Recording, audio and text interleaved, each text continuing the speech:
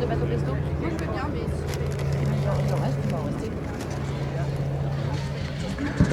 1942, it went on to operate some 1,900 Dakotas, using them in Burma on D-Day and during the Arnhem landings, among many, many other wartime campaigns.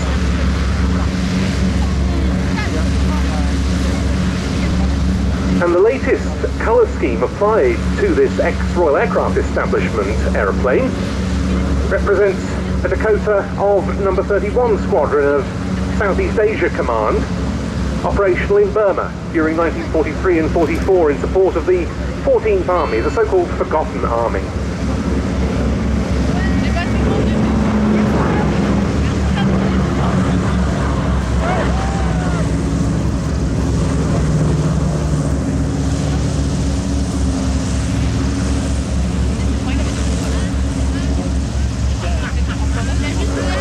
Number 31 Squadron was given the task of performing supply drops to the Chindits, the long-range penetration groups who were operating behind enemy lines against the Japanese in Burma.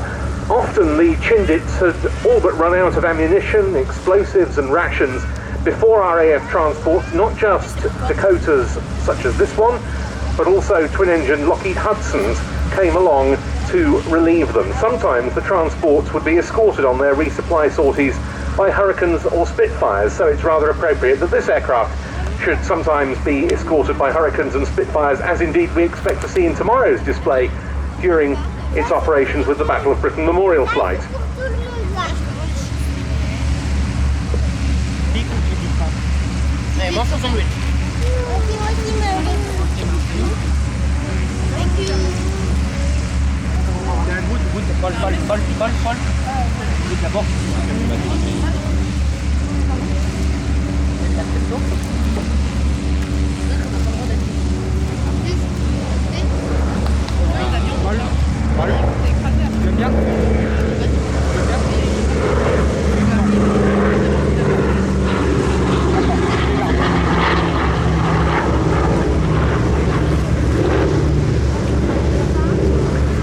And given how overlooked its operations can sometimes be, I think it's very nice to see Southeast Asia Command markings applied to the Dakota in the course of its most recent major service.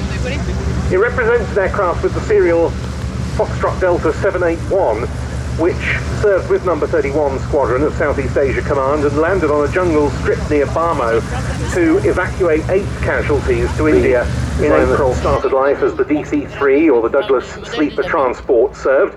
There was also the C-53 Sky Trooper, which was optimised for the dropping of paratroops with a lighter strength floor and no double side cargo door. It was mainly with the 9th Air Force, stationed further west in England than the 8th, that the C-47s and C-53s served, particularly with 9 Troop Carrier Command, and it was their aircraft that were in the vanguard of the airborne assault on Normandy on the night of the 5th and 6th of June 1944.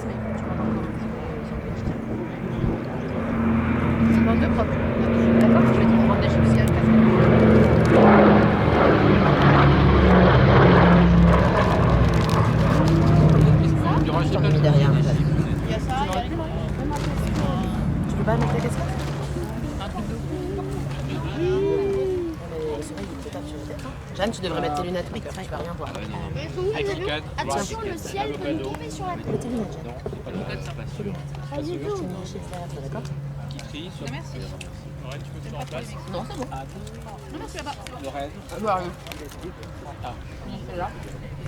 In addition, the 8th Air Force had a relatively small number of C-47s on strength at bases in East Anglia for general transport duties, and there were countless other variants across the Vietnam War. The AC-47, known as the Spooky, was the gunship variant that served there. There was also the EC-47 electronic countermeasures version. In far more recent times, the Basler BT-67 turboprop conversion served with the modern US Air Force's 6th Special Operations Squadron. It was known to the US Navy and Marine Corps as the R4D. C'est le R4D. R4D.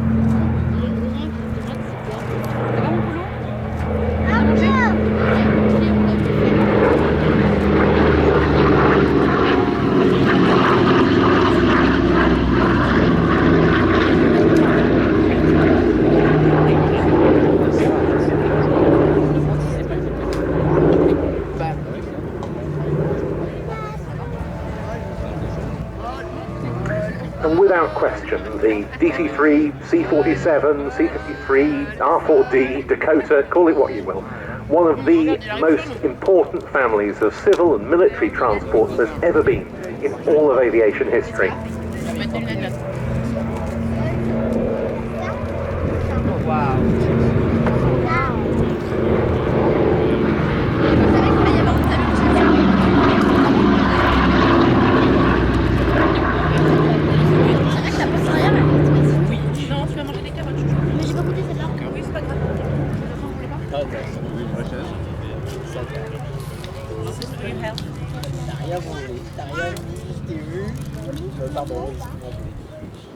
Tu veux manger un doigt orange?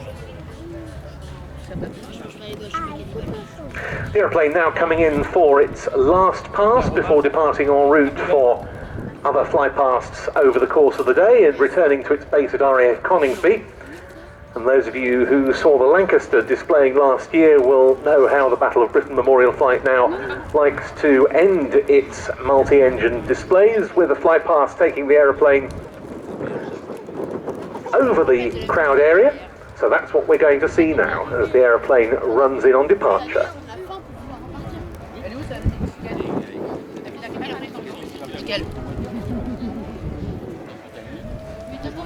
Elle est comment cette salade mexicaine, Sophie? Ça va? Elles sont bonnes, hein, les salades?